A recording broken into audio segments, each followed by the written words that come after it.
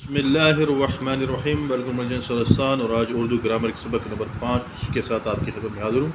اور آج ہم اردو گرامر پڑھیں گے کہ جو پچھلے ہم پڑھ رہے تھے کہ حروف کی اقسام کیا ہیں، وہ پڑھ رہے تھے۔ اس کا جو ریمیننگ جو حروف ہیں اس کی اقسام ہے وہ آج سٹارٹ کریں گے۔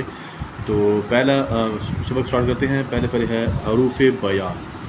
ٹھیک ہے، حروف بیان کسے کہتے ہیں کہ ایسے حروف جو کسی وضاحت کے لیے استعمال کیے جائیں حروف بیان کہلاتے ہیں۔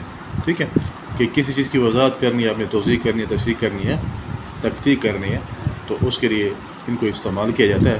اب آسان سے ایک ایگزامپل آپ کو دیتا ہوں کہ جیسے استاد نے شاگرد سے کہا کہ سبق پڑھو۔ اب اس جملے میں کہ جو ہے حروف بیان ہے کہ استاد نے کہا، کیا کہا؟ کہ سبق پڑھو۔ اس جملے میں کہ کیا ہے؟ حرف بیان ہے کہ وضاحت دے رہا ہے کہ استاد نے کہا، کیا کہا؟ کہ سبق پڑھو۔ ٹھیک ہے، اس کے بعد نیکسٹ ہمارے پاس ہے حروف اضافت۔ حروف اضافت کون سے ہوتے ہیں؟ حروف اضافت وہ حروف ہوتے ہیں جو صرف اسموں کے باہمی تعلق یا لگاؤ کو ظاہر کرتے ہیں۔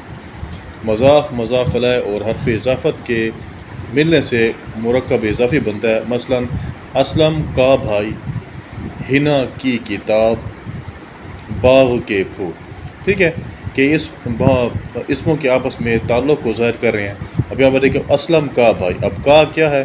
تعلق ظاہر کر رہا ہے کس کے ساتھ؟ اسلم کا، اس کے بھائی کے ساتھ۔ اب یہاں پر دوسری مثال، ہنا کی کتاب۔ اب کی جو ہے ہنا ناؤن اسم ہے اور کتاب بھی اسم ہے، تو ان دونوں کا تعلق بتا رہا ہے۔ اس کے بعد ہے باغ کے پھول۔ اب باغ بھی اسم ہے اور پھول بھی اسم ہے، تو باغ کے پھول اس کا باہمی تعلق ظاہر کر رہا ہے کہ باغ کے پھول، یہ پھول باغ کے ہیں۔